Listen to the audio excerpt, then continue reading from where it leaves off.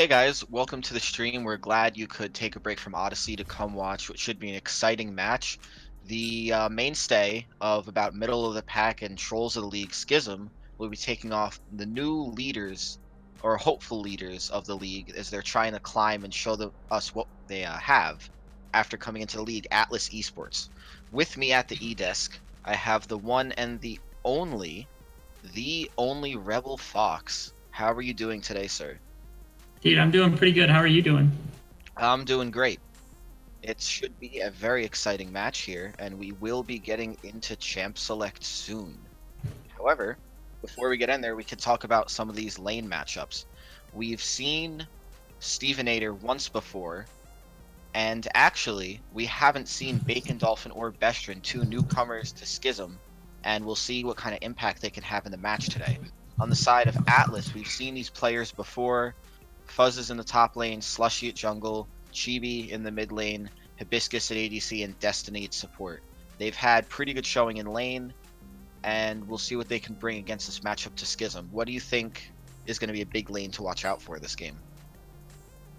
I really like a lot of the substitutions or the extra new players that they're bringing in. A lot of them are really high ELO, and the one I want to look at is specifically Bacon Dolphin, because Bacon Dolphin has pretty good win rates and a lot of good champions.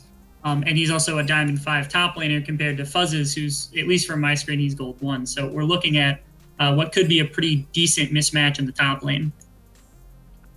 Yeah, and the inside scoop I have as being a member of Schism, Bacon is the top laner for the ABL team before, who is making an appearance here as we do need a sub for Mav in some situations. So he should be able to bring a lot to this team and possibly just dominate through that top lane and bring it into the group phase.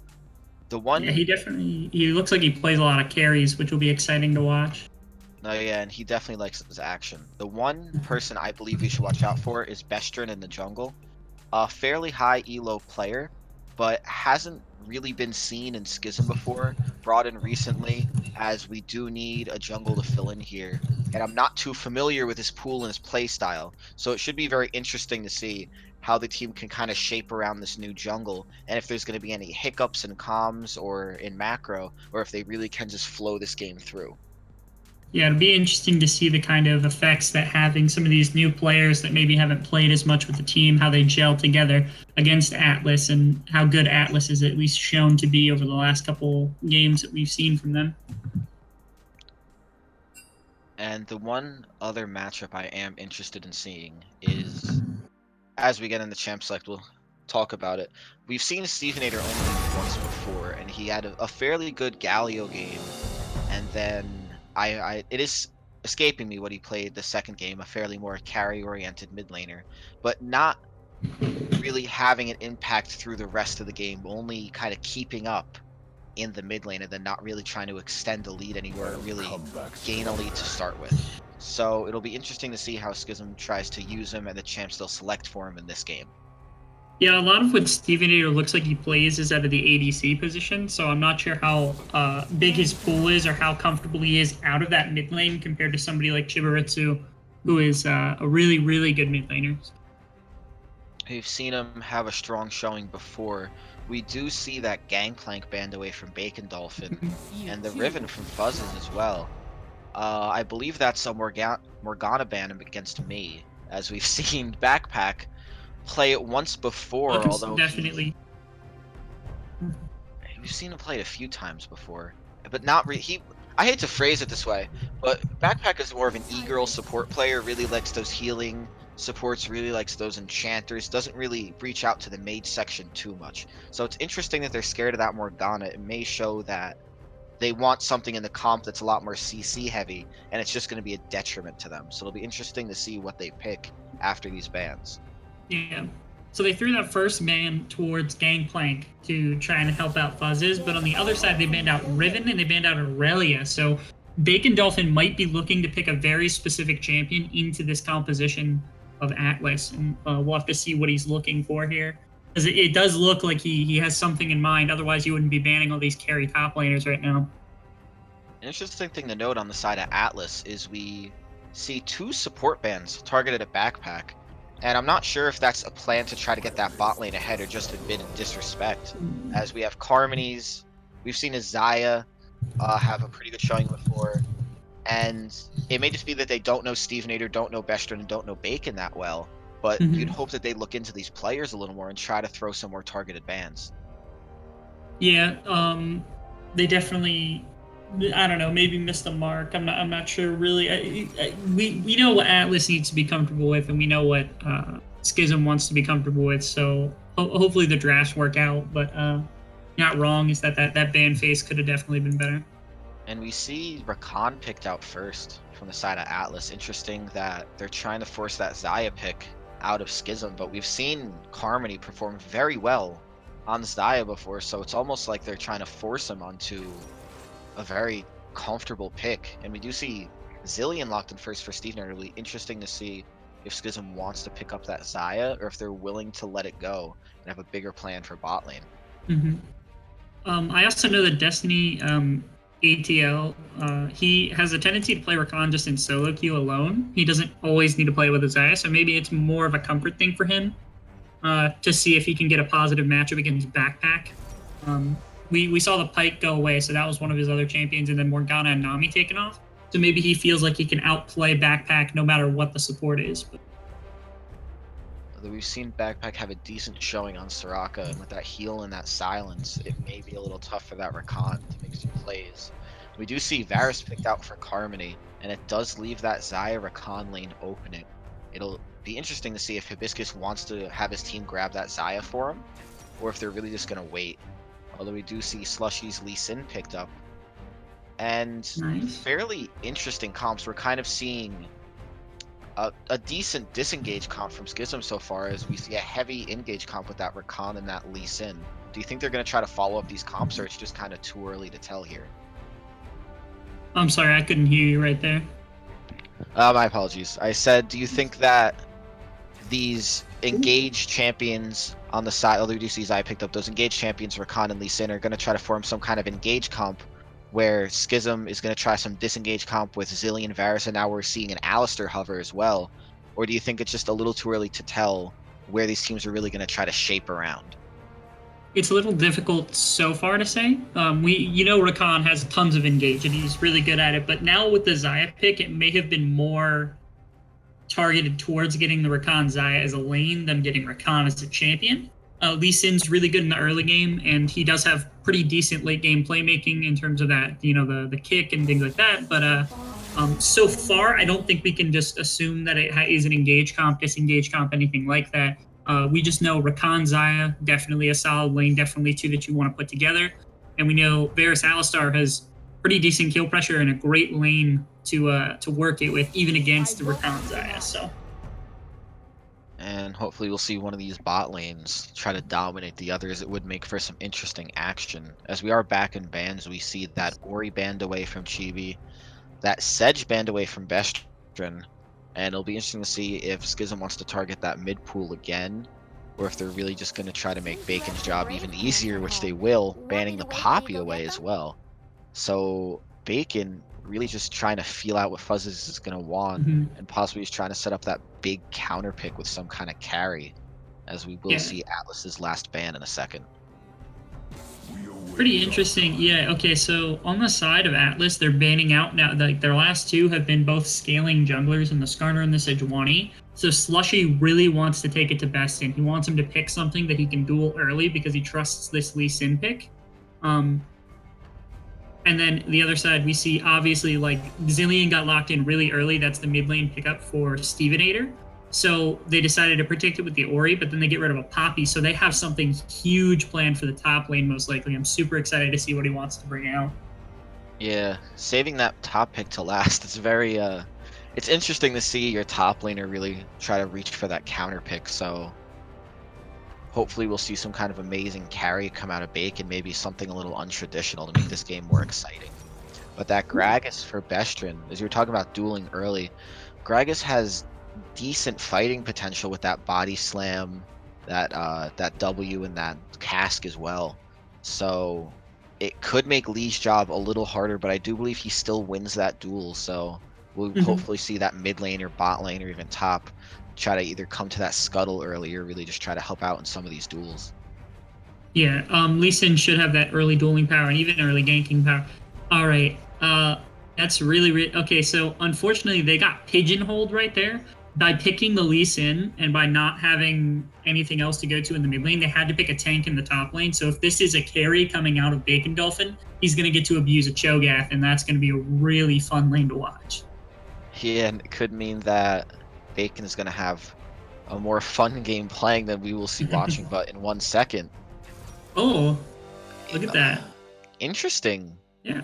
selection. I know Bacon has been playing that Kled for a little bit, and I don't really know what to think about that. I guess we'll have to wait as we get into this game, but as we're loading in and we see these team comps kind of forming together, what do you think each team's goal is going to be in this early and mid game?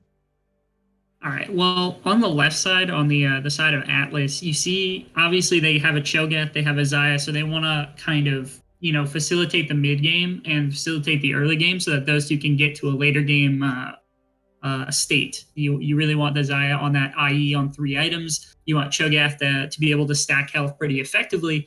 And so the way they're going to do that is probably by pushing in mid as best they can with the Ahri and roaming with the Ahri and the Lee Sin, constantly invading, constantly on the aggression. On the other side, they want their early game to be a success, but if they walk into the mid game tied, Varus will have an advantage, Kled will have an advantage, and Gragas will be insanely useful. And with that Zillion ulti, it's going to be very difficult to find picks with the Ahri, with the Lee Sin. So if we get to mid game and the game is completely even, I would say that SK or Schism has the definite advantage. But if we get to the mid game and there's some advantage, some positivity, some forward momentum for the side of Atlas, they could definitely take this one. I do have to agree with what you're saying, and as far as team fights are going, in my opinion, I do have to give a bit of that edge to Atlas, I would say, because while we do see Alistair being able to knock away Rakan, and we do see Varus having that ult to try to kind of stop him, and Gragas's ult as well, Rakan can try to W past it to get in a better position. If Alistair knocks him away, he makes contact and gets Charm first. We'll see Rakan get that speed up. And Varus wasting an ult, or even Gragas as well wasting that ult, is such a big displacement tool, such a big loss, that if they just pull out, reset, and start up another fight in, a minute later, or even a few seconds later, those big cooldowns are going to be a problem for Schism, where I believe Atlas has these shorter cooldowns, this easier setup with Lee Sin being able to land that Q and decide whether they're going or not. Cho'Gath landing that knock up, deciding whether or not to run in for that stun, as he may build that righteous glory for that engage. But what do you think on the side of team fighting, as we will see in that mid game and late game? On the side of team fighting, I think where a lot of this is going to come from is how well the Kled is doing. The reason why is because in terms of engage, I mean, obviously the Alistar can go in, but it looks like what they want to do is really set up flanks or just flat out engages with the Kled ultimate. So if Kled is really behind, that's going to make their job a lot more difficult. It's going to make their team fighting a little bit more difficult. Obviously, I don't expect the Gragas to win against the Lee Sin early. I don't expect Zillion to get super far ahead. The only lane that I could see potentially really getting ahead, really getting a massive advantage would be that Varus Alistar. So, but the safety of Rakan's Eye is just too difficult. So we're going to have to see how creative they can get with the Kled to get some early pressure and to eliminate some of that early pressure from the side of Atlas. And one more thing that's interesting to note map wide is we do see mirrored summoner spells across the board, except in mid lane, where Chibi on that Ahri decided to bring an Ignite, where Steve Nader decided to bring that Teleport. Do you think that one of those summoners is really going to show an advantage over the other? Zillion likes to be in fights as much as possible, and as fast as he might be, he probably won't have a clear advantage against an Ahri until maybe second item. So the Zillion TPs will have to be very on point in order to get an advantage over the Ahri. All right, and with that, we are going to cut to a quick commercial, and we'll see you in a hot minute on that Rift. My name is Tim Borseth, and I own and operate Games XP in Decorah, Iowa. Games XP is a geek paradise. We carry everything from Pong and Atari all the way to Xbox One and PS4. and all the games that would go with those consoles as well. We also carry a ton of movies. We have handheld games. We have Magic the Gathering, Yu-Gi-Oh!, Pokemon. We have D&D and Pathfinder. We carry Warhammer 40K. We have a vintage Star Wars selection. This place is great. My wife and I have had 6 kids, and they are so much fun to work with here at the store. They run the store as much as I do. And we now repair cell phones, game consoles, computers, and small electronics. Our store is instant fun. Not only is there cool music and cool stuff to look at, but we have a game room that is so much fun. It's free to play, and you just plug in your game system and enjoy life. The GXPC motto is bringing joy to people's lives through our products, people, and a place to play. So you have got to come to Decorah, Iowa and check out GXPC and experience this geek gaming paradise.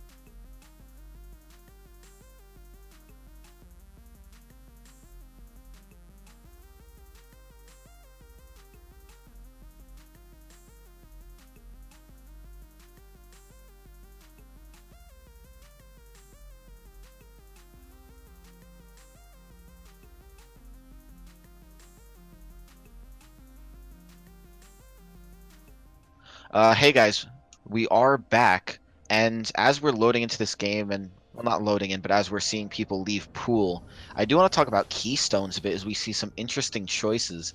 Gragas bringing Aftershock, Lee with that Electrocute, and Zaya with that Lethal Tempo. Rebel, do you want to walk us through possibly some of these decision making that might have led to this? Sure.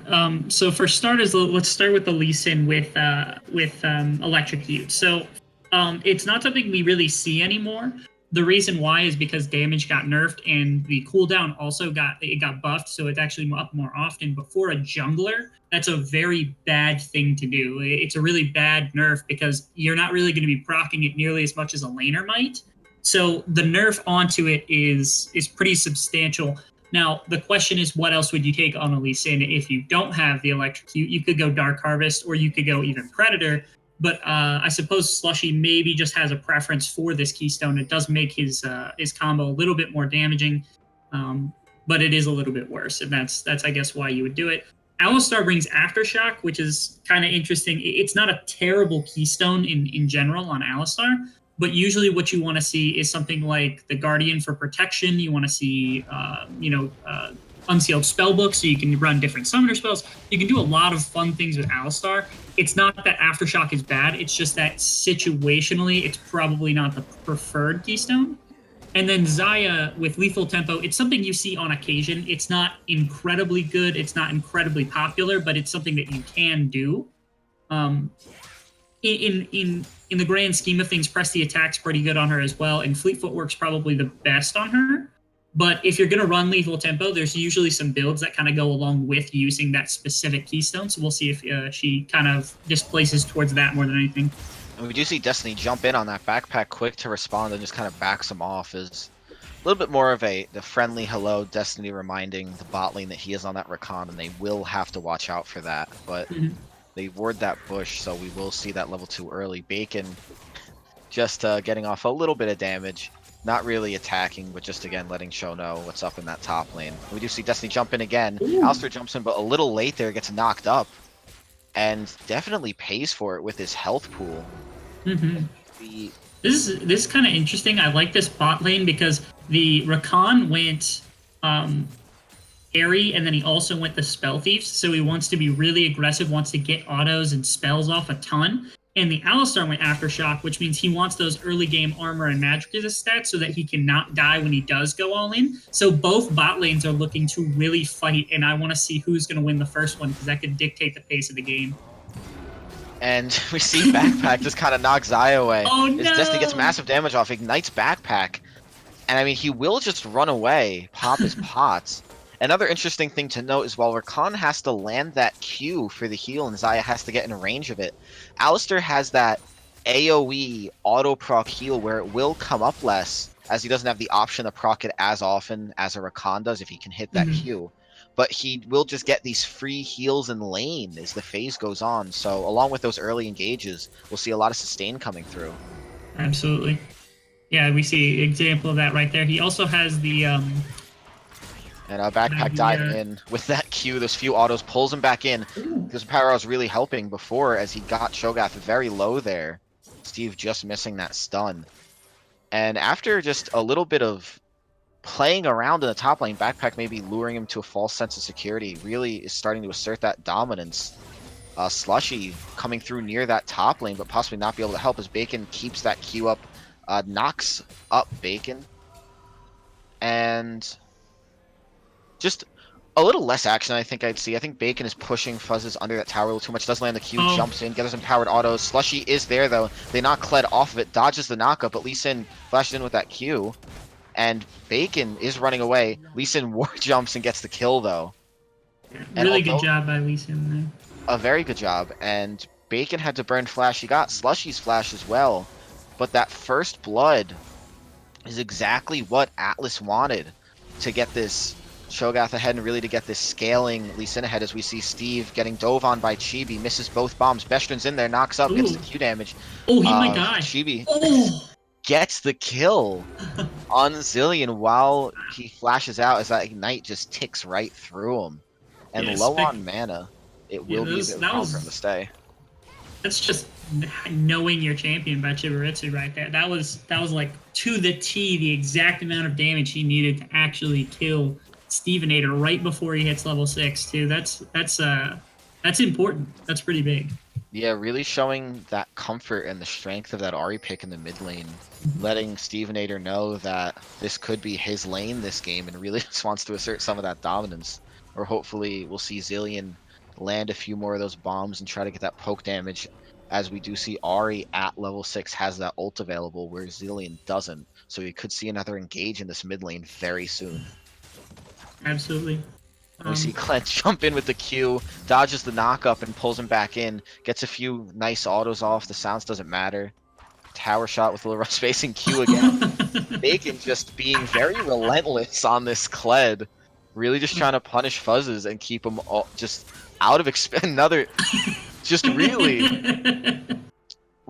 being mean. Just abusing the Cho'Gath. This takes me back. Back in season 2, we actually had a top laner named Mounted Kled. It was permabanned against him because it was very much so his best champion. But takes me back to when he used to play because he was so good on the champion.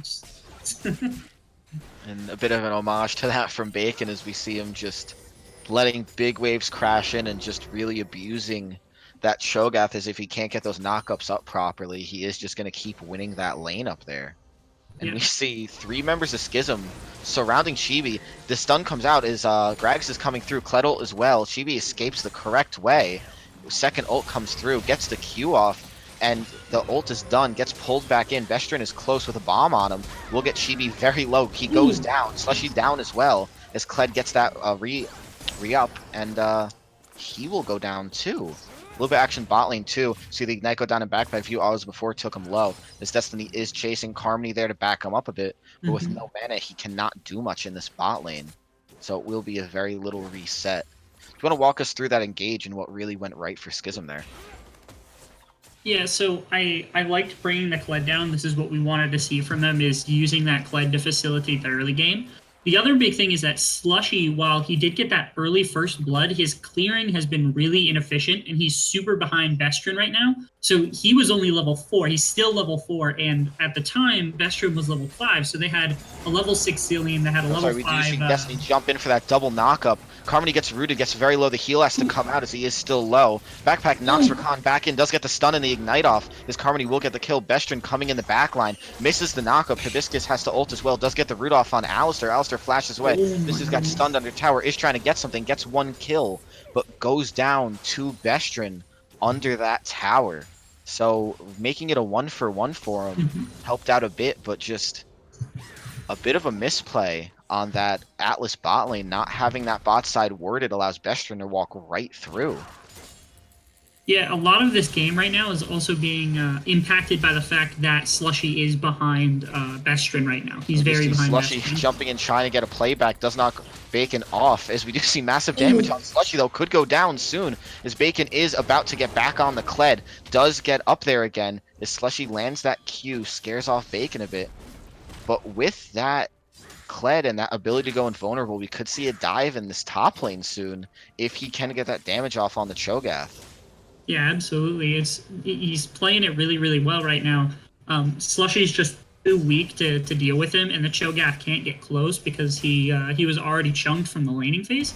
So with the damage that Kled has and the fact that he gets to disconnect from that fight for a second, he gets that invulnerability even for just a second. We see Bacon find Slushy in the jungle. Slushy has to ult him away. And burning that big cooldown will help. However, we're seeing Atlas collapse onto Bacon. Bacon dodges the Q fairly nicely, but Chibi will be coming through as well. Bacon won't see it, gets dismounted, and will go down to Chibi.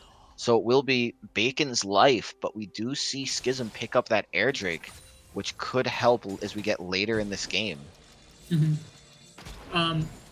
The aggression from Bacon Dolphin was really good, but the wave wasn't in the right place for him to really invade like that without punishment. So good job by Fuzzes coming down. Good job by Chibaritsu. He was free because they were on the dragon, but he at least got something back for them taking that collaborate. So and we see Slushy taking the other part of that prize as he steals Red away from Schism and is doing those Raptors as well up there. We will see a quick shot to that. However, we see Steve Nader get close on that minimap. They are running away. However, Rakan jumps in, ults, gets the knockup, and Carmody goes down almost immediately. The teleport from Cho'Gath. His backpack will have very little chance to escape. Has the stun up, but isn't using it. Is really trying to find a way to run away, but can't find it, as he will go down too. I'm not even sure if that Cho was needed. More of just an intimidating force than anything else, as the damage coming out of Hibiscus on this Xayah right now is fairly massive. She is sitting 2-1 with that BF sword, not too huge. However, we do see coming in on that Rakan ults in quickly. We do see the far jump away. We do see Rakan jump him in. Pegasus knocks him away though. Rakan gets that second far jump. We get to see the stun off on Hibiscus. Takes down Rakan as he'll go down. Well, a double kill for that Zillion for that Stevenator. And that will help him get back ahead in this mid lane as he was struggling a bit. These teams just keep trading back and forth, play for play, and that is just, it's fun to watch, honestly. Like, anybody that's watching this game right now is probably enjoying themselves because the action is really good action. It's not just, like, boring, like, farming and there's a gank here that's, like, a guaranteed kill. They're actual legitimate, like, fights that have some interaction, that have some cool things and mechanics in them. So, the winners in this game right now are the viewers more than anything. I could definitely agree, as currently we are averaging over 1 kill a minute. So, just definitely a good amount of action. We'll see Bacon taking out the ward. Does get knocked up. Chibi trying to jump in, find something on the Bestrin. Bestrin gets off a little hit, but Chibi getting off more damage does have to back out, though. They will look for this scuttle, as Stevenator is here, gets one bomb off on the Slushy. Chunks it pretty hard. Slushy will just kind of smite it and go away. Backpack clearing wards. And Chibi lands the charm. Slushy lands the Q, and Bestrin really just disrespecting that combo's damage, as I'm sure he didn't know he'd get taken out that quick, but gets melted almost instantly. Yeah, Bestrin had a pretty decent advantage over Slushy just a few minutes ago, but that lead is now pretty much eradicated with the extra kill that got picked up by Slushy, and then that farm advantage is also lower now. And we do see Rakan ulting in as Backpack gets fairly low. Carmody almost taken out again. Slushy was there for the backup, but just not there in time. And this bot lane is in a lot of trouble here. we see the advantage that has been brought by, I guess, the lethal tempo and the airy and the early aggression from the Rakan. We see the kind of impact that those things Knock up can from have. Rakan, sorry, Backpack, as he knocks Rakan back into the turret as well. Not long for the world. You do have to be careful when you're facing an Alistar. Running right up to him when those cooldowns are up could spell your doom, as we saw there.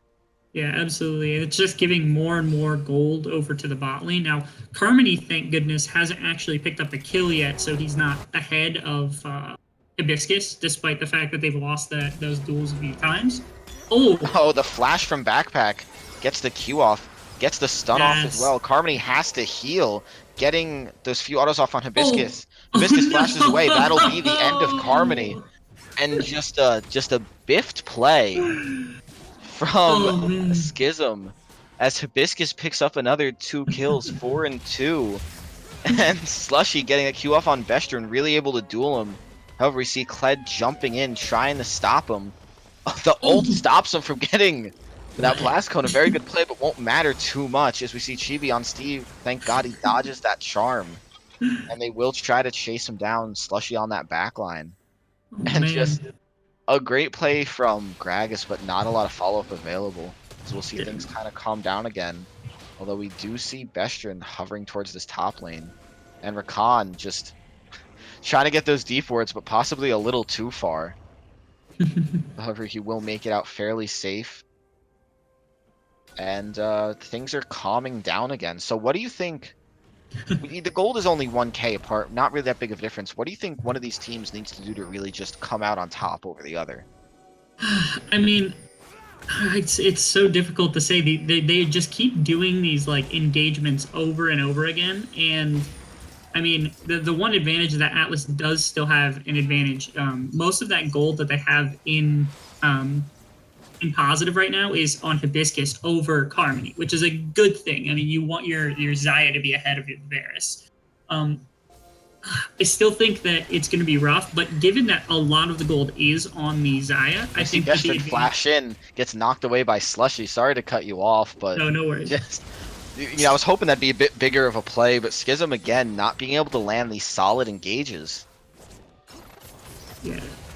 And the flash from Rakan gets the knockup as well. Carmody goes very low. Hibiscus will pick him up quickly as Backpack wasn't there to respond. However, Hibiscus taking massive damage from turret goes down. Backpack gets the stun off on the Destiny.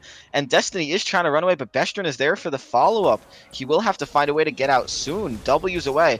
Bestron gets the body slam, gets the Q, the knockup from Alistar. And just too much CC. It appears Destiny will not be playing the game today. They need to stop diving. Both of them. Every time they dive, the other team. Jeez. The death in the mid lane, but not really, as the ult comes through from Zillion. Bacon just trying to assert dominance over that Cho, but the Cho may be a little too tanky now, as he just can't seem... Well, I don't want to say can't seem to land those hits, because he will and just start to disprove me in a minute here, I'm sure. But hopefully we'll see him back pick up a more solid soon enough what's going to item. happen is both junglers and both bot lanes will end up top lane, and there'll be like a dive and they'll lose 3, and then somehow Chib will come and clean up the rest. It'll be a 4 for 5 in the end. That's what's going to happen.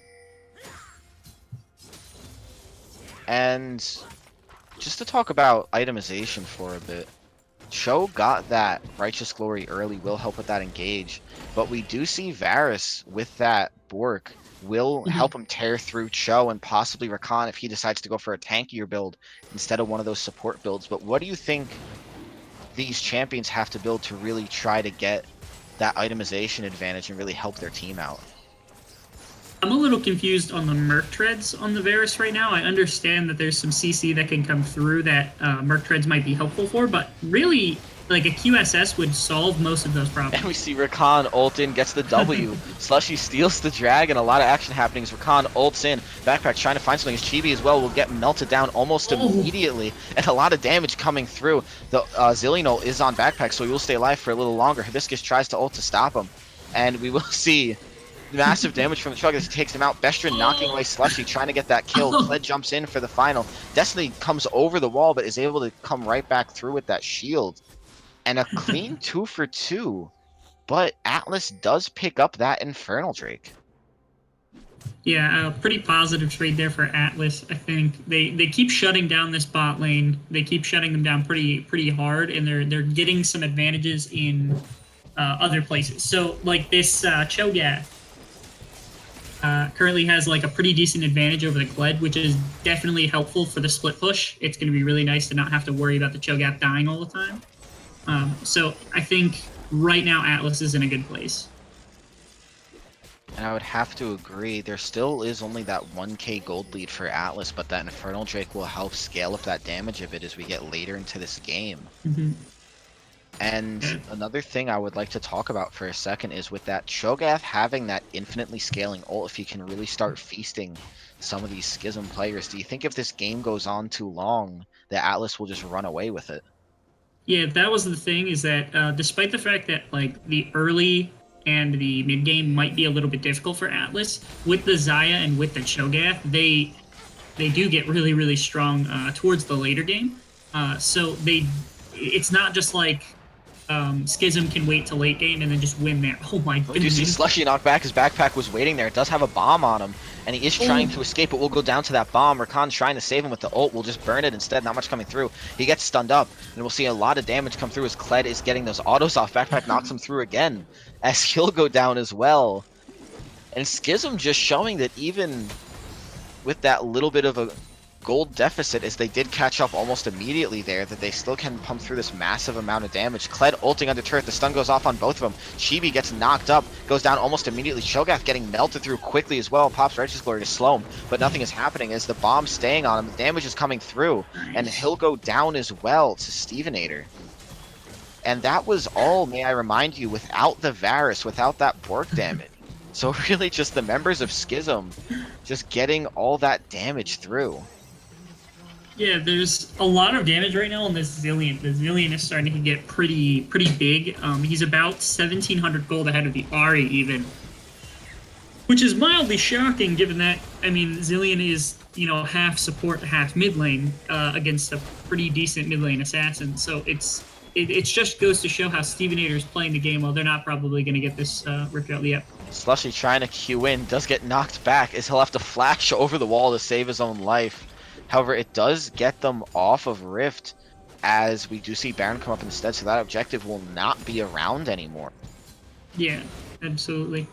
A little bit late, just a little bit delayed were Schism onto that objective, but that's not a huge loss in all things considered. They're tied in towers, and the next best tower that Schism can go for is probably top tower. So, and that's already damaged. So getting the Rift Herald basically would have just guaranteed you top tower. So it's not a huge loss on their part. Yeah. Little loss nonetheless. And we do see Backpack just trying to brute force some of these engages. He eats that Ahri charm, but it's interesting to note that he'll just keep looking for these plays. And with Schism having a lot of follow-up on their team, it's possible that he could just brute force his way to a victory if he can find some of these Atlas players. However, Schism did have to back to reset, but Atlas is around, so this mid tower will go down in Atlas's favor, bringing the gold lead actually closer, as we saw Schism now with the advantage at almost 1.5k. This game is incredibly back and forth for how much that they've been doing.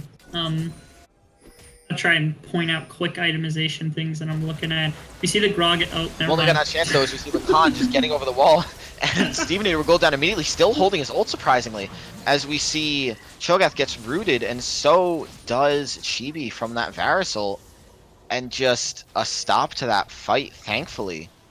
However, Stevenator dying with that ult possibly could have made a play around his team, but just didn't have the reaction, as Rakan laying out all that CC will be a problem. Backpack trying to look for a play possibly, but can't really find anything. Bacon just trying to get a few hits on that Cho'Gath, but again, sitting at over 3k health now will be a huge issue to melt through, as we could see Atlas either try to fake or force this Baron, and they will just try to force it instead. Damage coming out is fairly quick, but not really burning it. So we did see Bacon back though, so it could be a problem.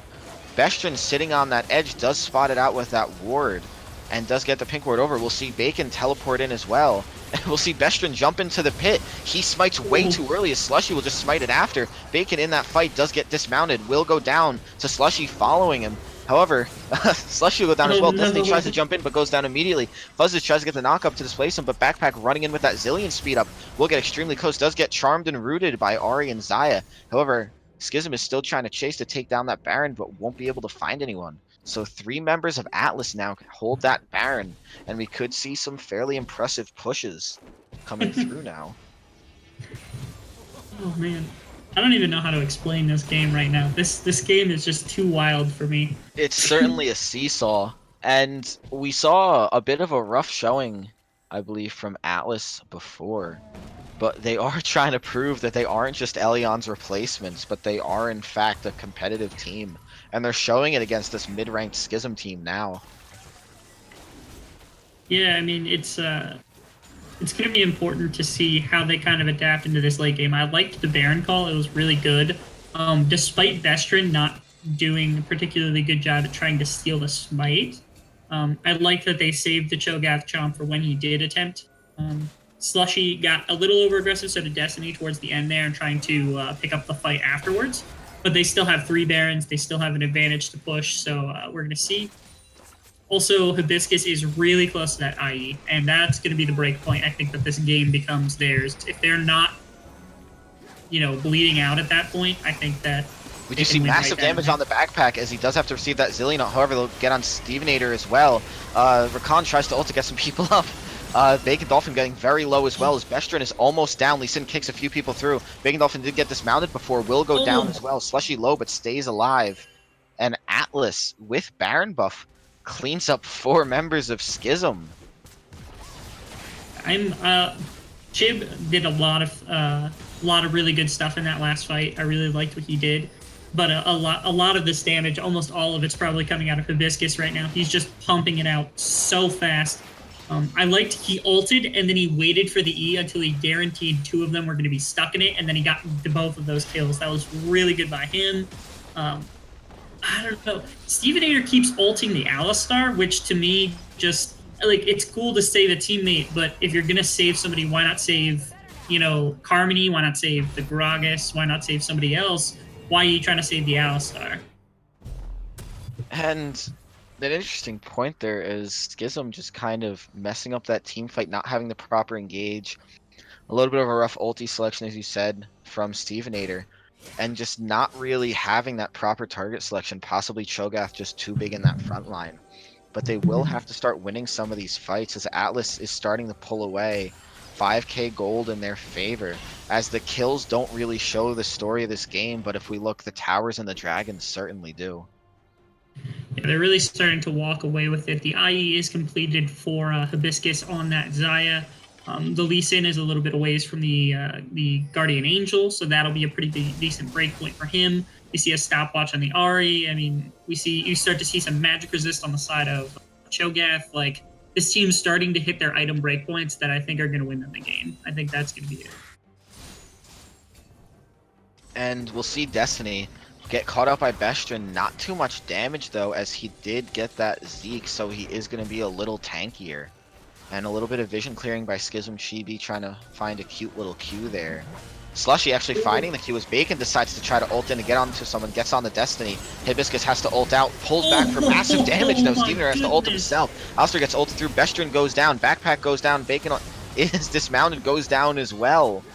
And Hibiscus just has too much damage. As you said, that IE coming out is just too powerful for Schism to handle. As Stevenator very low, has to speed up, just barely dodges that Slushy Q. And we'll see Varus a little bit of poke. Stevenator has to back. This could be the end of game 1, but instead, Atlas not closing out the game as they didn't walk that minion wave in will have to settle for something else.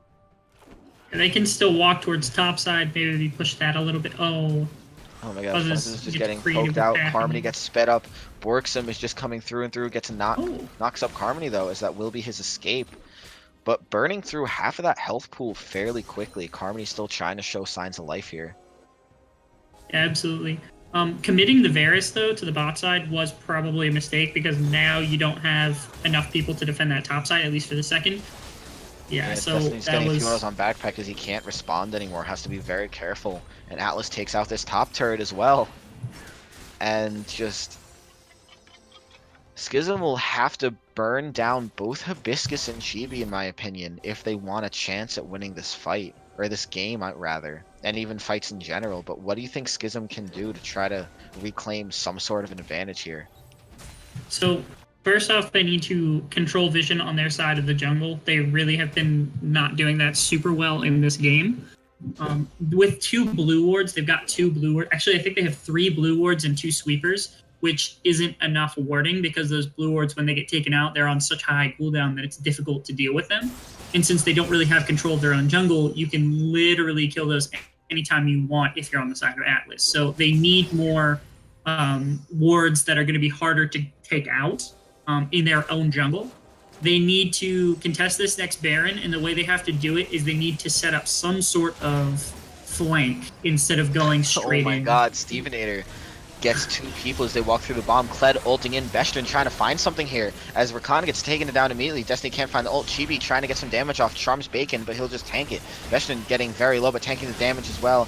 As Cho'Gath will get very low. Chibi trying to find some damage. Hibiscus as well. Schism is getting very low. Bacon gets taken down. Bestrin on the back line. Slushy does resurrect with that. Hibiscus getting very low, gets taken down, however. Slushy comes back on backpack with the 3-man knockup. Does get the stun off on the Chibi. He is very low. However, Carmody gets taken down. Chibi has to find that hourglass as Stevenator finds the stun on the both members. And they are still very low. Fuzzes has a lot of health. Bestrin gets charmed, goes down as well. Stevenator misses the bombs. Will have to speed up to run away. And what was a 1 fight for Schism may just turn out in Atlas's favor. Chibi picks up one of those bombs by accident, goes down. So he picked up one of the bombs by accident that was on the longer cooldown. Yeah. And the shorter cooldown bomb goes off as he might not have seen them in the wall.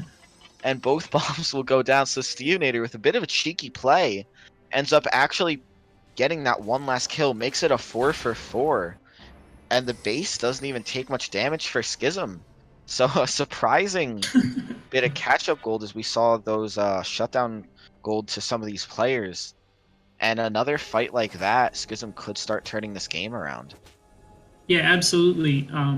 What really turned that fight, again, was just the fact that Xayah went down in the middle of it. And the reason that happened is because I guess the Alistar did get ulted by the Zillion, and when he revived, they didn't think, hey, we need to turn onto the Alistar. So Alistar immediately headbutted Xayah into the middle of the team. So she went down without getting... I don't even think she got 1 kill in that fight, so...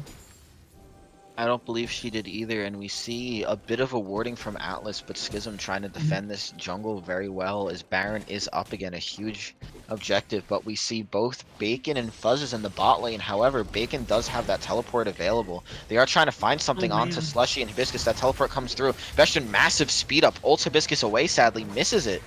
As we do see Kled trying to come through as well, doesn't find it onto anyone. Double knockup from Cho, as we'll see one bomb stun onto Fuzzes. He's getting melted down very quickly, no team to respond.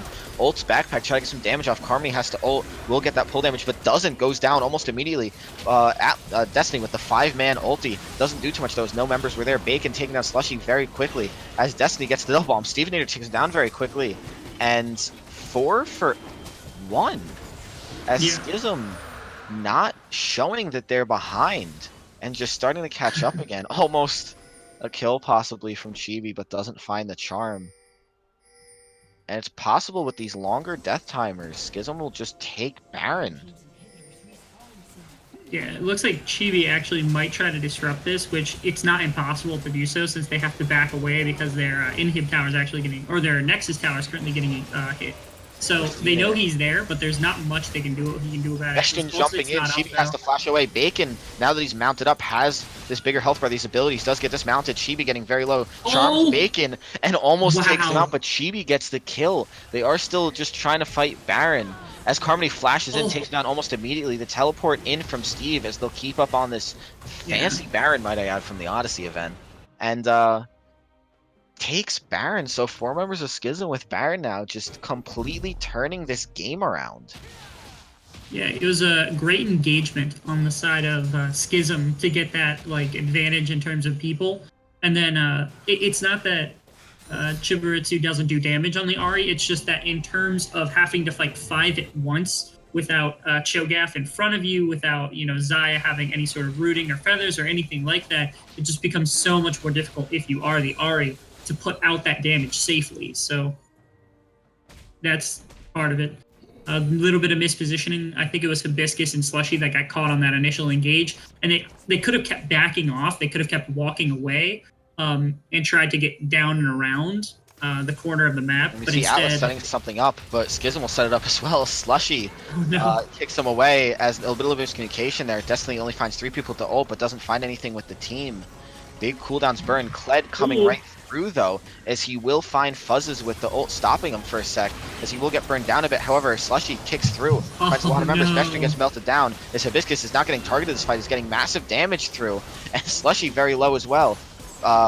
Bacon Dolphin goes down immediately. Destiny very low. And this is battle of bot lane now, as Hibiscus is almost dead, has to flash out though. Chibi running through though a little late. Will find the Alistar, as Harmony is very low, but will survive, trying to save this Baron and run away. He's got a quadra kill right now. I want to see the outplay just for the pentakill. That's the main reason. I don't think he can against the Ari, so he's just running away as best he can. He's gonna back with the Baron as well. Good decision by Harmony not to try and turn that, but really for how badly he started the game, he's now 10. I think he was 0-6-8 at one point, or my bad, 0-4-8 at one point, and now he's 10-5-10 on this Varus.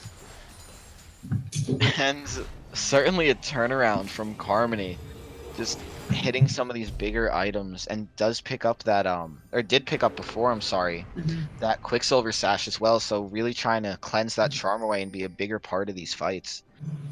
And only 2.5k gold, just having that deficit. What do you think they're doing so correctly to really bring it back?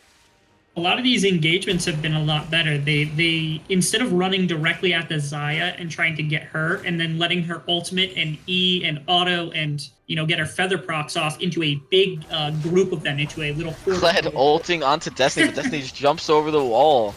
So a big engage tool burned as the rest of Atlas is formed up, possibly trying to absorb the double bomb on the Slushy though.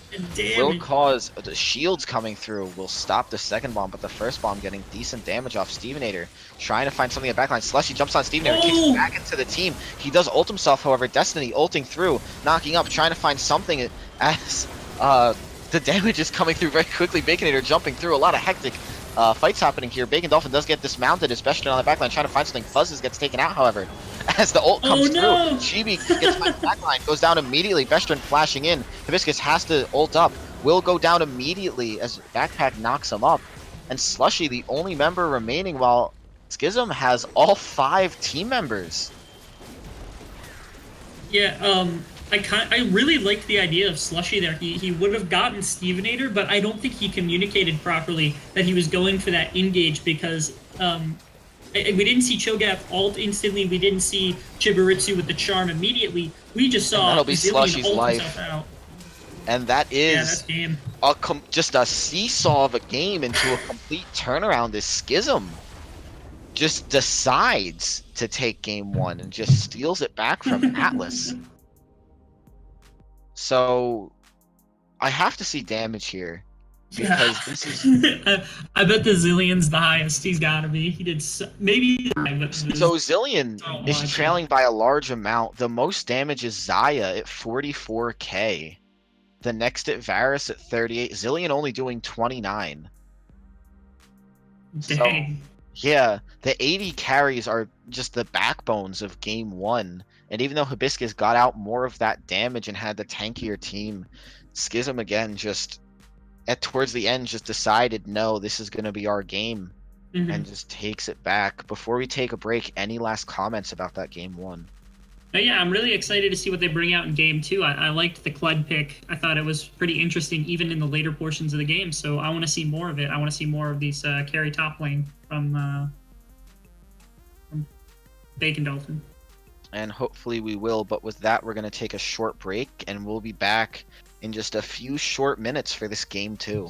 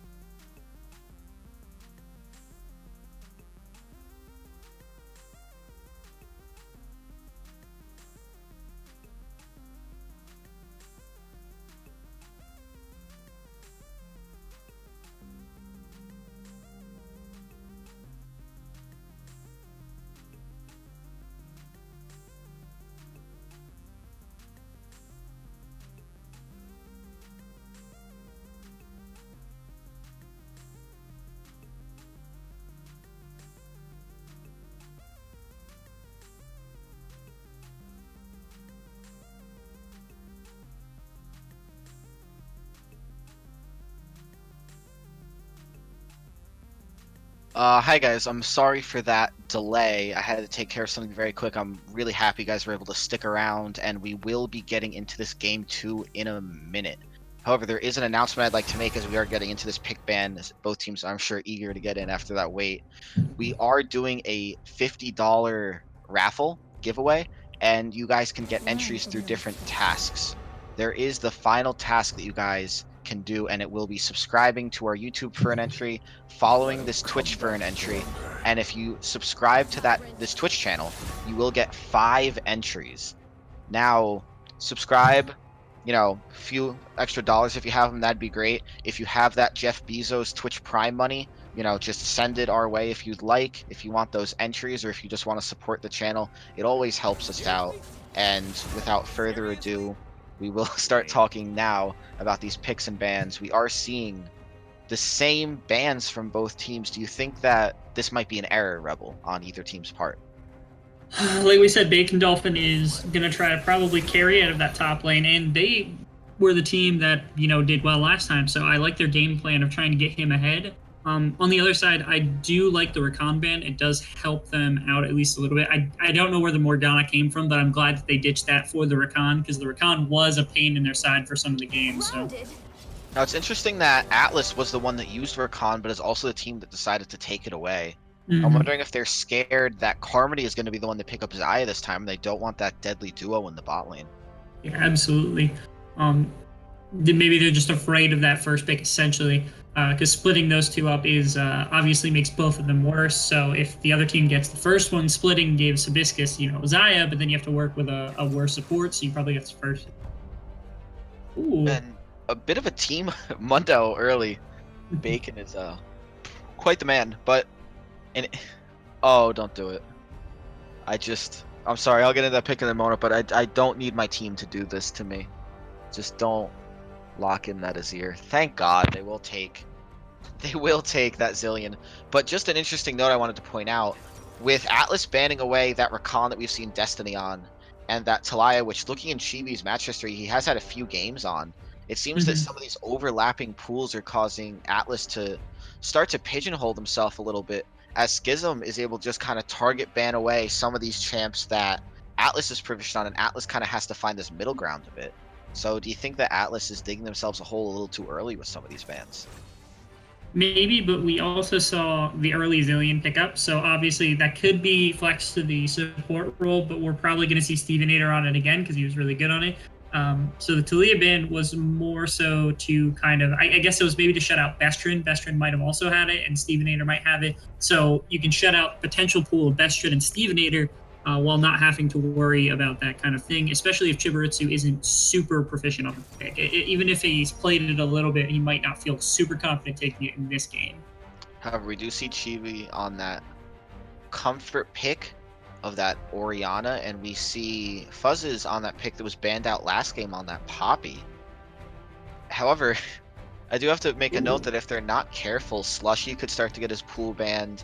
If they hard target Destiny, it could make a big problem, and I'm not really sure how wide Hibiscus's pool is either. ADCs do usually have a fairly wide pool, but if his is more focused on these champs like Xayah, or maybe more of these crit champions, that he may find problems in that lane as well, as Schism just not being nice people, I'd say. They're hovering some of these interesting picks. We do see Gragas come up. So a fairly similar team on Schism side. Yeah, not too different. We did see Carmody last game was on the Xayah. Was that what it was? No, he was on the Varus. So now I'm going to be on the Jhin. A little bit of a different pickup for him. In the grand scheme of things, obviously Varus is a little bit more auto attack focused in terms of you build Rageblade, you build Runans, and the Jhin is a little bit more crit, maybe lethality based moves, things like that, or it could go into the IE, things like that. So. We'll see how that kind of difference in playstyles affects these lanes. And we do see the Nick CP special in that Ashe. The streamer's delight, the man who runs the show, his favorite champion is picked up in this game. Atlas maybe trying to channel a little luck, a little bit of blessing from his side. However, the Ashe pick in this comp may help them out with that engage, and Poppy being able to knock away some champs as well, but It is a little interesting to see Poppy and Ori in the same game, is that little bit of counter synergy comes into play. As well, Poppy is a pretty good ball delivery service. If Poppy knocks away the wrong target, it really could mess with Ori's ult. Do you think they have the synergy down to make this work, or do you think we'll see a few problems with that in some of these fights? I would say that before the changes, Poppy and Oriana don't typically like to synergize. But what's really cool is since they changed Poppy's ultimate so that it doesn't make them untargetable, it makes them, it just knocks them up essentially. You can use an instantaneous ultimate from Poppy to knock up a couple members and be the ball delivery system, so they can't move away. And then Oriana gets a very safe, very controlled ultimate onto as many members as you. And for these last few bans, we saw Atlas ban out Kled and Ornn. We saw Schism ban out Ali, surprisingly, in Lee Sin. Atlas hovering, just a plethora of picks, including a possible Malphite would have been interesting, but we will see that Morgana, my favorite champion personally, and I believe fits very well in this comp, is now Gragas will have a problem with a bit of that CC. Jhin won't get those roots off and doesn't break through it, and saving somebody from one of those zillion stuns if he does get that double bomb off can really help turn these fights a bit. However, the counter to that, and my personal least favorite champion to play against, we will see Backpack get his team to grab that Soraka, and just a very interesting lane now, as if these trades are going off in the bot lane, Schism's bot lane can always be healthy, as Backpack's proficiency that Karma is so great. He does land those Qs, he gets that healing, he knows when to heal his ADC. So we could just see Atlas's bot lane whittle away and kind of crumble. And not picking up a carry as we thought he would, but instead decides to go with a Maokai, as it, his team did need a tank, and I respect the pick. Do you think that was a good call? Do you think he could have tried to force a bit more damage into that comp? I mean, he probably could have picked something a little bit more damage heavy. It probably would have been good, especially because Gragas is magic damage, Zillion's magic damage, Soraka's magic damage, Jhin is AD, which is good. Oh, what? Oh, yes. Oh, baby. So, oh man, I think nothing else matters. Nothing else matters this game. Nothing else matters. Nothing else matters. So, A I'll let you Twitch take this one. I'll let you take this one, as I would rather not. Jungle. Okay, I don't want to make a comment. You don't want to make a comment on Twitch Jungle. I mean, it just really depends on how you play it and who's the one playing it. And I like Slushy's early aggression last game on the Lee Sin. It's not super good at clearing, which is a struggle, and it doesn't duel particularly well in the early game. But Twitch's ganks, basically until like the end of the game, are absolutely impossible to deal with. Especially for bot lane, you'll have two ADCs, slows, roots, you have Ashe ult eventually. Like, you're going to have such a hard time if you're the Jhin and the Soraka in this laning phase against the Twitch, the Ashe, and the Morgana. And then you have Maokai, who can't do much against Poppy, so Poppy and Twitch versus Maokai is going to be crazy too. It should probably be a Dark Harvest Twitch, I assume, but we don't know yet. It could also be, it could be like the lethality, or the lethal tempo version of Twitch as well. We could see any of those kinds of things happen.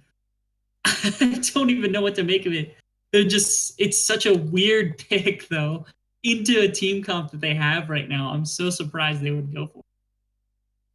And as Twitch does have to pick up that jungle item, and we would expect him to get these kills early. That level 2 invisible gank is always a problem in any lane. They have to fear it.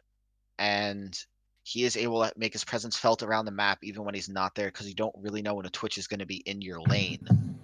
The only problem I do have with that pick is Twitch kind of struggles into some of these tanks.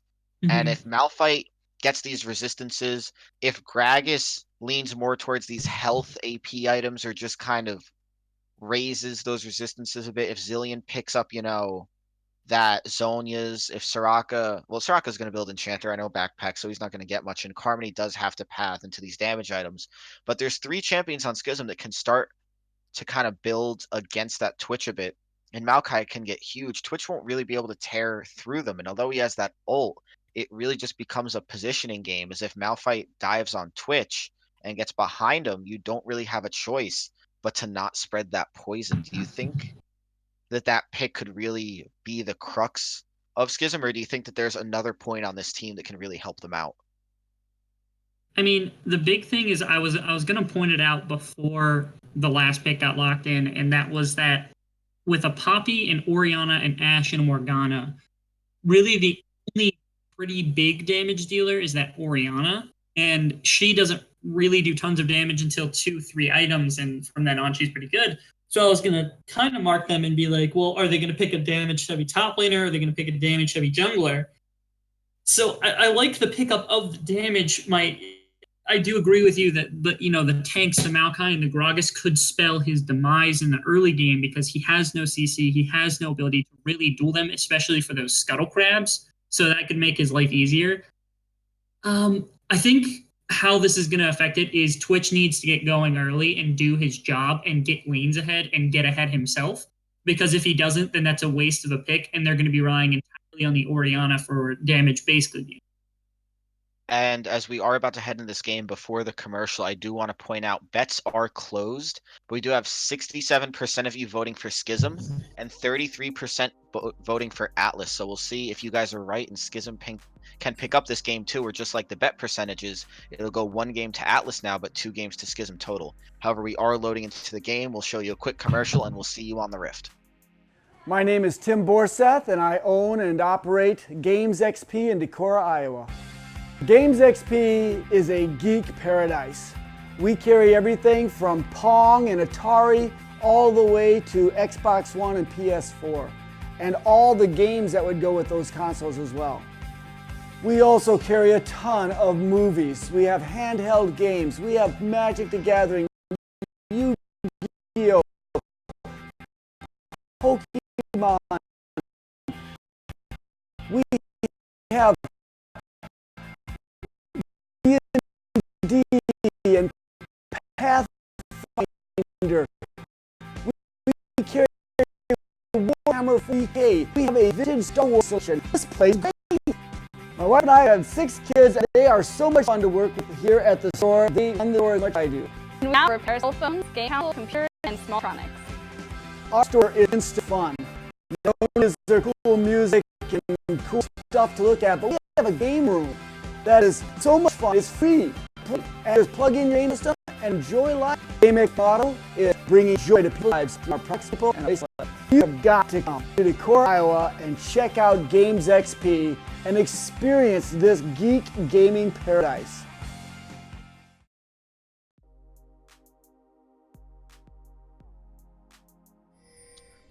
Hey guys, thanks for watching that commercial. Thanks to the players for loading in quick. And we will be getting you into this game 2 immediately, as it appears that Atlas does want to stack, but Schism wants to stack as well. So the perfect 5-man and the 10-man in jungle invade, the thing of legends. Oh, and we'll see no. both teams. So sad.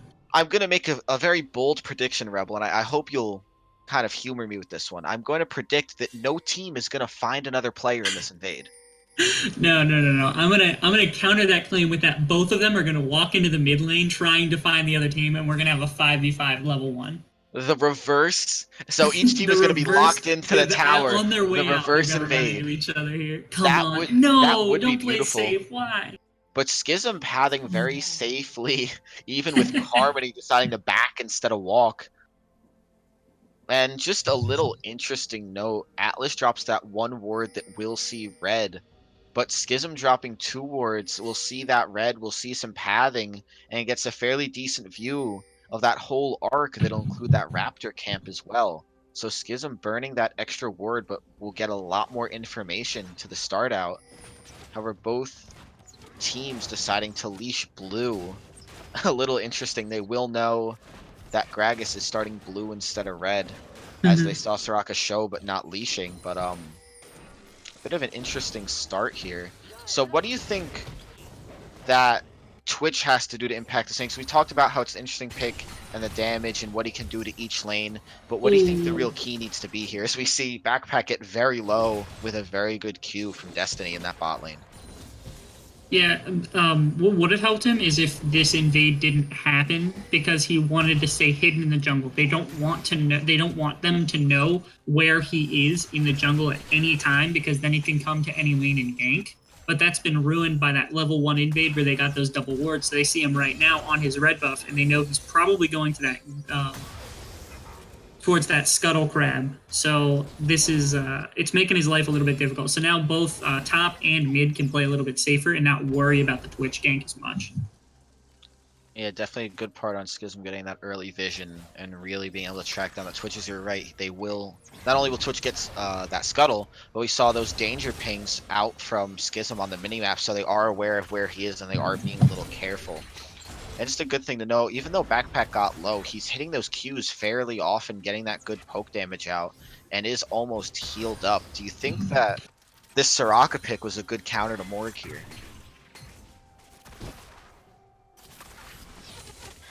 Rebel? I can say specifically that when I play Soraka, I don't like to play against Morgana, but I also don't like to play Morgana against Morgana ever, because she's my least favorite champion to play against. Now, in that specific matchup, we will see Slushy come in here. Fuzzes is trying to knock him away. Bacon tries to root over to Slushy, gets the runaway, and just... Oh, Soraka getting that little extra damage. Hibiscus getting a little low. Double bomb off on the Chibi won't do too much damage early. But again, Bacon, I was talking about that Maokai before, with just that big health pool and those natural resistances, and he's gonna build more. But, you know, poison doesn't tear through trees. It's gonna be very tough in this top lane for them to really just whittle, excuse the puns, but kind of burn or whittle him down.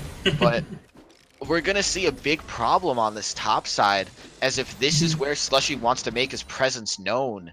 He may not be able to do much, and we will possibly see Bestron on this Gragas kind of start to scale up and have more of an impact on the map than this Twitch will. No, the thing that I do appreciate, though, is that he went up there and he got at least a lane priority for the Poppy there. You see, he's kind of freezing the wave. He's got a pretty good CS advantage right now. I really appreciate that from him. He did a really good job in doing so, because otherwise the Poppy and the Maokai kind of is just a slugfest where neither one ever gets an advantage. So he at least got something out of that. You do want to see him hit other lanes first, because you want that kill pressure. You want those kills to get early on Twitch. But it's not that that gank was inefficient, I would say. I appreciated what it did. It's just, I don't do it again. Yeah. You can't do it anymore, because it's not going to work anymore. Schism wards really penetrating that jungle deep, really showing off that they know this game well, is they see Twitch on Wolves. They have that jungle warded fairly well with that scuttle as well. So it seems like for a big portion of this game, they're gonna know where Twitch is. And again, now that we see him bot side, Bacon can kind of play up a little more, and we'll see bot possibly play safe. We'll see Steve Nader get under that tower a bit, and just... We will see Slushy try to gank here, but hopefully Schism noticed him at those wolves and will be a little careful. However, Slushy does get behind them a bit. Backpack has to flash out. The Q misses. He does get the barrier, gets out immediately. Slushy gets rooted. Destiny has no mana and does get hit a little more, down to about 300 health. Yeah, and they have no sums on the bot side anymore, though. And in the bot side as well, I have to point out, unless we see Ashe get a decent slow off, unless we see Morgana hit that Q, Twitch doesn't provide any CC as a bit of a slow, but nothing heavy. So at bot side is a problem to gank as well, as there's no real way to hold down those champions until we see Morgan Ashe hit this level 6. Absolutely. I do appreciate, though, that, Slushy, again, here we go, yeah, every single summoner's down. Oh, no. Yet, Backpack low, but Carmody gets a double kill already going on the enemy. This will be a slugfest, Carmody versus Slushy, but Jin will have a lot more damage. Slushy does invisible out. He can probably actually take that still. Carmody, yeah, especially if you use that last shot. Oh, Gragas is there, so. Yeah, Gragas just kind of showing up, trying to help out a little bit. Slushy didn't see him, but good instincts to just leave. And Carmody, just seeing the opportunity with Twitch focusing down Soraka, just turns on Hibiscus and Destiny and gets a quick double kill.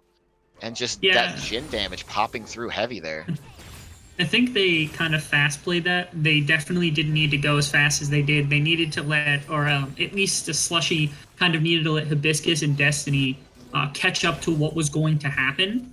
and it looked kind of like he just said, I'm coming down, and then he went for it, which isn't a bad thing because he did get the 1 kill, but that let, like you said, the Jin get 2 more and just gets that massive advantage off. And we see Bestron trying to steal this blue, dodges Destiny's Q very well, Ash spotting out as well, and without Carmony there, this invade will just kind of slow down, but Slushy taking a decent amount of damage, even through that smite, is missing just about, I'd say, a quarter of his health. Yeah. And that's the other problem I have with this Twitch, is as he's doing these camps, until he gets that passive red buff healing, unless he gets that smite healing off fairly frequently, he's going to be ganking these lanes low, and we have big damage dealers like Jin, we have these tanks that can output fairly decent damage, Bacon on that Maokai, and we even have Zillion, where once he hits 6, these ganks won't work anymore. However, we do see Destiny, a decent Q. Carmony just getting too much damage off, though. Almost kills him as Destiny's on a sliver of health. Carmony has to reload, though. Is getting decent damage off on Hibiscus. Pops the ult back there. Hibiscus will have to tank these. Force support goes down and gets the double blind. Very good. However, top lane, we see Slushy going on Bacon. Bacon turns around for the heal. Got the flash. Fuzzes will have to flash in and Q. And although Slushy's turning attention, whenever we see Bestron flash over, constant action as Chibi gets slowed, gets knocked up, gets ulted away. Stevenator getting 1 bomb off, Chibi getting a good ult, but Steve, with the ult on himself, will just keep through that ignite. Wow, really, really clean plays basically across the map from the side of Schism. Bacon Dolphin going down isn't that big of a deal in all honesty, because the kill went over to the Poppy, didn't go over the Twitch, so just really good job there. Carmony taking over that bot lane right now, absolutely. 4 kills to none, I think, in that bot lane. Yeah, 4 kills to none right now. He is he's popping off, as the kids like to say.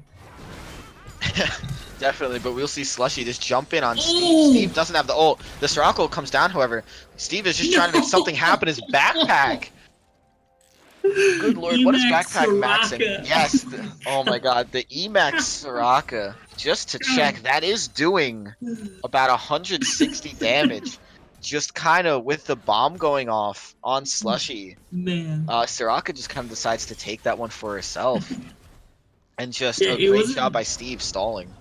It was a great job by Steve. I don't know what prompted Backpack to run up the river towards that mid lane. You see Destiny land the Q, Hibiscus lands the ult, Carmony in trouble, has to heal, but they will just chase him down with all those slows. However, Bacon Dolphin ulting in, finds Chibi with the root, and does get the second root, gets the knockback, so much CC, Chibi has nowhere to go, tries to run away with that speed up, maybe his bot lane, Bacon gets the knockback. Slushy on the backline finding Bestron. Roots Bacon Dolphin in that backline. Bestron goes down to the poison. Bacon Dolphin trying to find something. Roots over to the Soraka. Q's. The E goes off. Chibi does not go down, however. His Bacon has to run away. Gets hit by the Q as Destiny finds the kill. Yeah. And a bit of a botched play. Schism just trying a little too hard, in my opinion. Trying to find things that aren't necessarily there and paying for it. They could play slow with that advantage, but instead try to just accelerate a little too much and pay for it there. Yeah, they have to know where their gold advantages are at and where their gold advantages are not at. Right now, their ADC is not nearly as strong as the opposing. Jin finding the ult, finds 1 hit on Destiny, finds the second hit, finds 1 hit on the Ashe as well. The E from Soraka doing massive damage to Ashe. I'm sorry, finds a hit on the Morgana, not Ashe. I apologize, guys, but just Carmony. I do have to check here, and does have. Rebel, I'll let you call out. Would you mind checking the gold from Carmony to Hibiscus and just telling the viewers? 1,700 right now, or at least very close to about 1,650 right now is the advantage that Carmony has over Hibiscus right now. Now that is in ADC items. That's a BF sword and a long sword, and we are seeing. I mean, if you think about it that way, it is a lot, but you're seeing it in this bot lane as well. Decent root on Bacon as he's trying to find Fuzzes.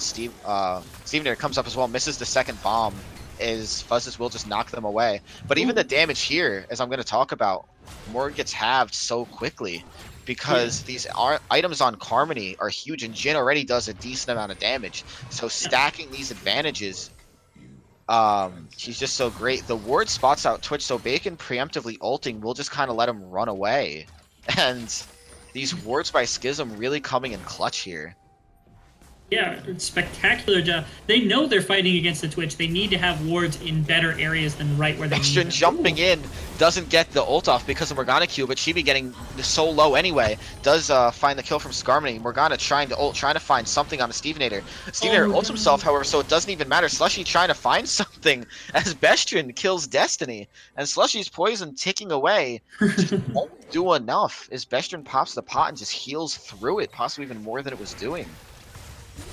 Yeah, it was, this Zillion has just been clean through the entire series. I've really appreciated Stevenator's just patience and ability to shut down the mid lane through this champion alone, like exclusively through the Zillion. So props to him busting out this champion. It's a really good one and it's really effective. So, and he's showing why it's so effective. So, and we will see the members of Atlas possibly trying to group here and trying to find something, and we do see a lane swap from Schism as well, sending Carmody up to that top lane. Backpack will follow in a minute as we see Bacon take up that bot lane. However, Destiny on the top side could respond and try to just two-man that top lane with Poppy, but you have to wonder if Bacon has the tankiness and the damage to try to take on Hibiscus.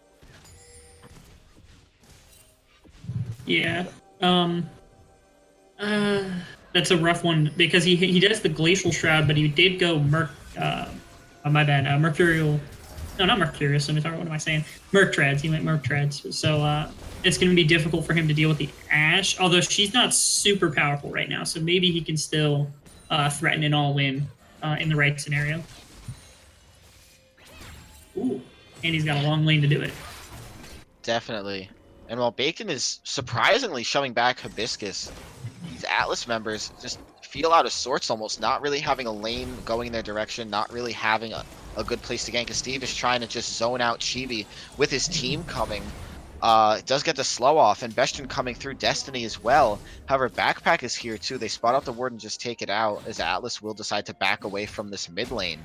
And with Slushy on the side here, it's possible he could try to come through, even just slip past Bacon, but we do see that Maokai ult from the side. We see Jin just taking down Destiny, and the Ashel goes clean through everybody. So massive damage on the Slushy. The Jin comes through. This Jin is doing massive work. Bacon getting very low, almost goes down, but doesn't go down with that Zillion ult.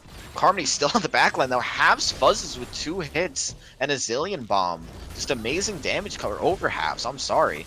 Stevenator trying to find some bombs on the back, lands it on 2 members. Carmody trying to find some damage. The members of Atlas are getting very low on this tower defense, and they possibly just don't have it in them to stay, as the minion waves will come back, and Atlas will have to back here.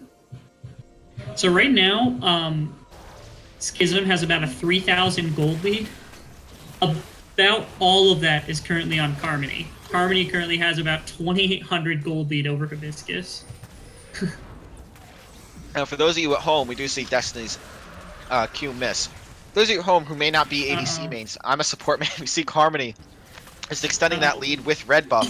Chases down Destiny. She just decides to kill him, in my opinion. Bastion pins Slushy against the wall with a very good ult, but Slushy finds the plant. Bastion almost gets the flash off. He does get slowed by Ashe. Carmony with an amazing root. Backpack silences him. However, we do see a heal and a flash come out. Backpack getting very low from Hibiscus. Bastion trying to lay that Q to slow him down. Carmony getting off decent damage to slow them as well. Bacon on this side as well, as Carmony just wants to keep going, doesn't want to give up, wants more of these kills. But we will see Bacon and Steve just kind of steal away this blue buff in this bush. Atlas will sense it. And with Carmony here stealing away Gromp, they may just collapse. Steve almost getting off the stun, but misses 1 bomb on Ashe, 1 bomb in the lane. Carmony getting off decent damage. Bacon getting very low, getting focused down. Poppy comes through. The stun comes through on the Bacon. The Q comes through as well from Morgana. Bacon Dolphin goes down. Bastion is next to get focused. As Atlas is trying to go through, Morgana lands the ult on the Stevenator, lands the ignite. Stevenator could go down here, does. Carmony gets pinned to the wall by Poppy, as he is just trying to run away, trying to find something. Finds 1 kill with massive damage. Carmony reloads roots. Soraka trying to find some damage as well. Carmony almost getting a backpack, has to pop barrier, but still goes down. Now it's Slushy's turn to try to take down Carmony. Has to be careful though, do that massive damage.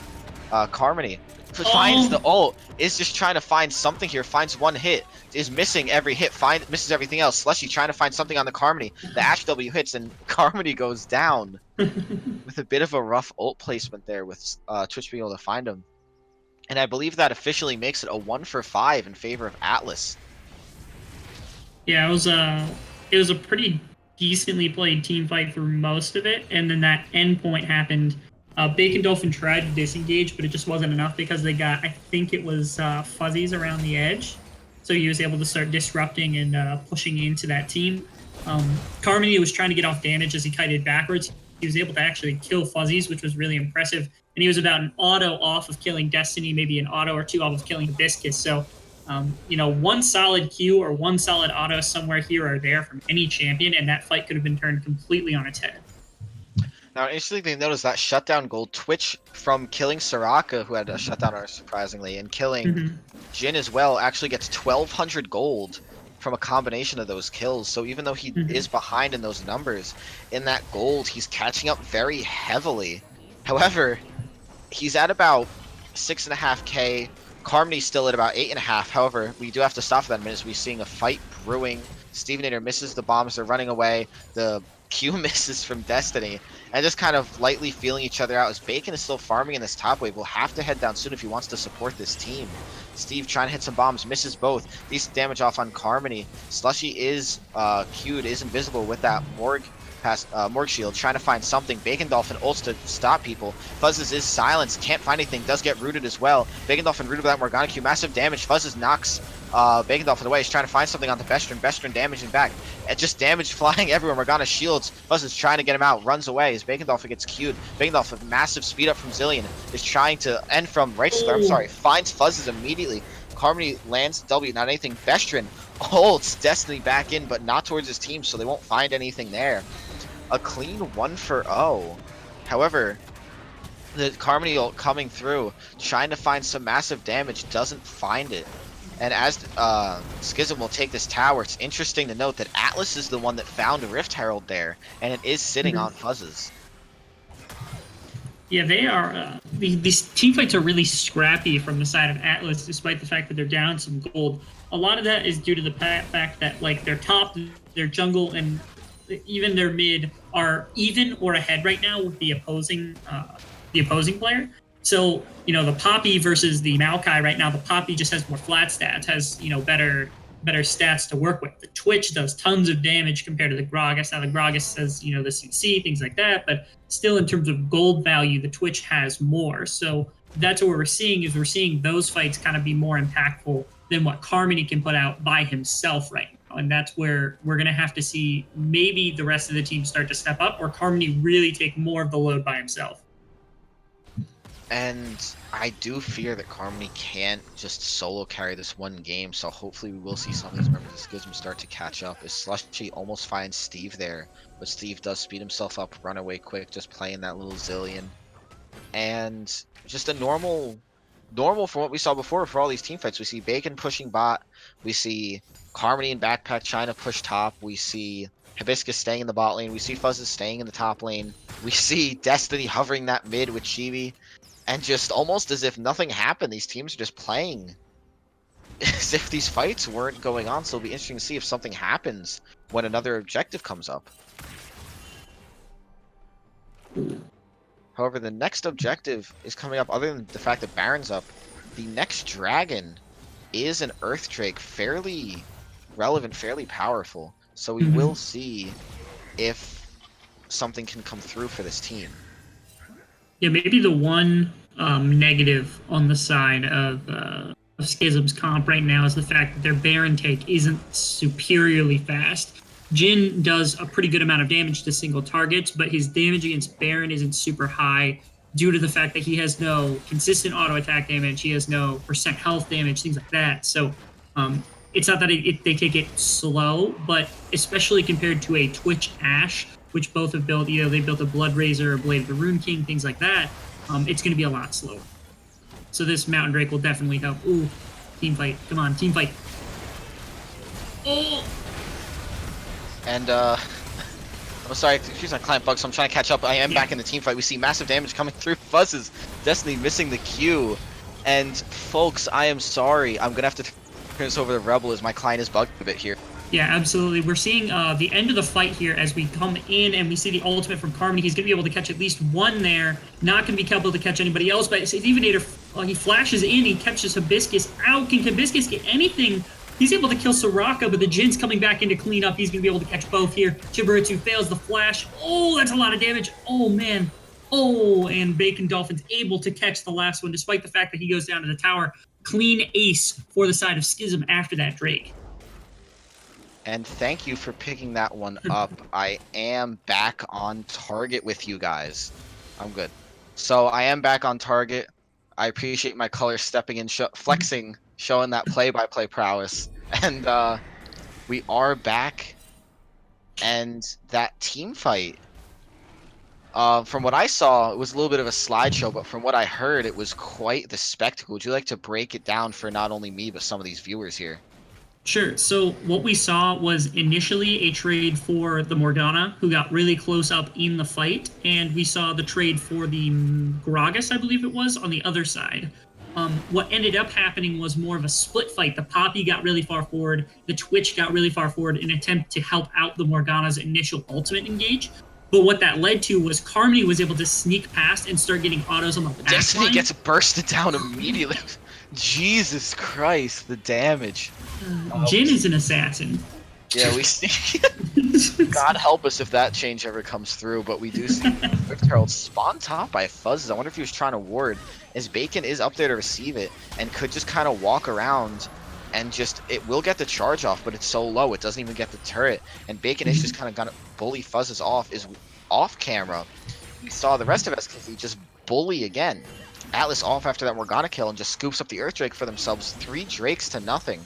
And this objective control has been something, except for that bit of a hiccup at that Rift Herald. Do you think that Atlas really needs to pick up some of these objective plays to really turn the game back in their favor? The one thing... sorry, but the camera's killing me. They cut off to that fight as soon as I'm trying to turn it off to you. No, you're good. Wants to make a play on that squishy Morgana. Bestion's feeling it as well. Gets the Q off. Gets the body slam off. The ult off as well. Burning a lot to take down Destiny, but it might be worth it. Is they are just... Destiny just... I don't want to be mean, but he's 3-9, and Schism has just decided this Morgana will not be playing the game this evening. The root does come down on Hibiscus. We see the flash in from Bacon Dolphin as well. Oh, no. Hibiscus goes down immediately. Schism is just focusing down their damage, and will focus down this mid lane now. We see the rest of Atlas trying to come together. Chibi poking down Backpack a lot, gets him very low, but the rest of Schism is raring and ready to fight. We see Carmony holding that thing. Backpack just runs into the back line. Oh man. Huge Chibi is trying to cause some hectic damage back there as we see bombs off from Zillion on the back line, getting Chibi very low. And Bacon Dolphin just decides to resume the fight, tanks a few turret shots, but doesn't really care. Is Carmony just decides to take the turret. And Steve gets poked. Massive damage. We see Ori just kind of showing, as you were saying, as she's approaching the second item, she's starting to become a lot more relevant. But could it be too little too late for this Atlas squad? The Zillion isn't super far ahead yet, so the AoE magic damage isn't gone so far. The tanks are still behind the carries quite a bit. I mean, the Twitch has about 8,000 gold, the Ashe, the Ori both sitting roughly the 8,000, 8,500 mark. So this Maokai being down is really not helpful, especially with how he's been playing super deep into these team fights. The Gragas is a little behind, not massively, but just a little bit. So if they're able to actually slip past the Gragas, slip past the Maokai with the Twitch, maybe with Harmony trying to find Fuzzes. We see the Silenceless logo off from Backpack. Slushy is there to back him up. And they don't see Slushy coming through. Harmony. Dual Fuzzes. Slushy just goes down on Backpack. Pops the ult, pops the barriers, trying to run away, but Slushy's getting massive damage. Bacon Dolphin coming through in the clutch. Carmony just decides to take down Slushy and decides to take down Destiny as well. Is still alive. Takes down Fuzzes for the double. Bastion accidentally ults Chibi away, but Jin is just hunting down with these ults. Chibi has to be careful. Doesn't land any of them. But just, as we're talking about carry gold, would you mind showing just telling the audience Carmony's gold number right now, total gold? Carmony's total gold right now is 14,300 gold. That is approximately 5,000 higher than the Twitch, who is the second most in the game. And approximately 6,000 more than the Ashe, who's sitting on about 8k gold. So Carmony, 2 items worth of gold ahead of this Ashe. Or almost 2 full items worth of gold ahead of this Ashe. His ADC items are expensive, but just... it's just, the best way I can describe it is the way I said in the fight. Carmine just decides to turn around and kill Slushy. He doesn't have to try. He doesn't have to play it well. He Yeah. just turns to Slushy and says, "I don't like that you're here," and just takes him out on his own volition. As Schism is taking down this turret. It's even gotten to the point where like Slushy can't even engage on the Jin. The Slushy with invisibility, with multiple like pretty decent items for even this point, can't fight the Jin even out of stealth because the Jin is just too strong. And Jin with the crit on Fuzz is getting him very low. Stevenator getting low from that poke from Chi, but trying to return some bomb damage. And we do see Schism with this Baron, so they will be able to walk things in. Bacon Dolphin just getting in the lane, takes out Chibi immediately. Slushy on the backline, trying to find something. Gets Carmine very low, but gets healed back up by Soraka. Bacon just causing heck damage in the backline. Is staying alive for so long. As we see Slushy go down, we see Destiny go down. Fuzz is trying to find something. As we see the Biscuits go down. And just Fuzz is running away for his life, gets rooted. Schism wants this kill and they'll take it, turning the quadra kill to Carmine. And the only question I have after that fight is who stole the Penta?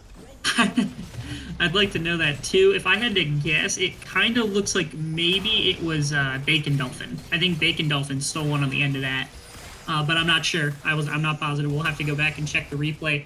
Spectacularly fought game and quite a few fights, but Carmine absolutely. He might as well have put his team in a backpack and just carried them on his back this entire time because they didn't need to do anything. Now, Atlas does have a few members up. They could try to Golden Guardians this play, mount a few damage. Stevenator gets very low. However, Soraka with the ult just heals him back up. Slushy goes down immediately to Carmine's damage. Carmine wreaking havoc, in the backline. And just takes the Nexus. Schism with a very clean game 2 and a 22-2-5 Jin finishes the game with, if I give him 5 more gold, he hits 18k gold in this game, over doubling the opposing 80 carries gold. Incredible performance by Carmine. We don't even need to look at these damage numbers. Oh, I gotta look at damage. So, absolutely devastating. In a 28.5 minute game, Carmine does 38.600 damage. So it's all rounding up 39k damage. The next highest damage number is surprisingly Chibi at 22k. Carmine out damages the next highest damage by 16,000 damage and out golds the enemy ADC by 8,000 gold. Let's just I want to take an appreciation moment in these damage charts because every single member on the side of Atlas did more damage than every member except for the Jin. All of them, including the Morgana, did more damage than the second highest damage dealer on the side of Schism, but Jin just did so much damage it didn't matter. Jesus. And one more scary thing to realize is the second highest damage on Schism is Bacon Dolphin on that Maokai. However, it is time to talk about an MVP. I'll be honest. I'm happy it's my team. I'm happy it's Schism. I want to give it to Carmine. Carmine did very well in that first game, scaled up. His team was patient and eventually started to take it back. But the second game, Carmine decides to win the game. Carmine, in my own opinion, Carmine just decided to win that second game on his own. Yeah, game 1 was first game of the day. He needed the warm up, and then game 2 he comes out, flexes the Jin, and he just looks so dominant on the pick. Yeah, I gotta agree. Carmine, I think MVP of the series. And if Carmine is still here, we'll get him in the interview, and we did. Carmine, sir. What's good? I gotta ask you right away, how does it feel coming off of that second game and just dominating throughout the board? I felt pretty good after the first game where I entered bot lane, but yeah. My team wanted me to play Kai'Sa the second game. I was like, nah, just give me Jin and give me a Soraka with it, and then let me do my magic, you know? Yeah. Now, I'm sorry, I'm still in shock after that game.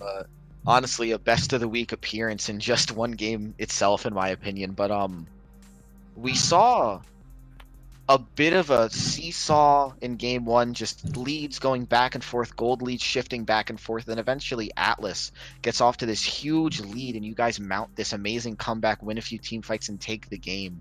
What was going on in comms that kept you guys so cool and really brought you guys back into the game? Honestly, we just wanted to like scale because we didn't want to fight in like such closed off areas like jungles and stuff, but yeah, our game plan was pretty much just, okay, we're behind. Let's just wait for Varus to scale, and then we should eventually, win.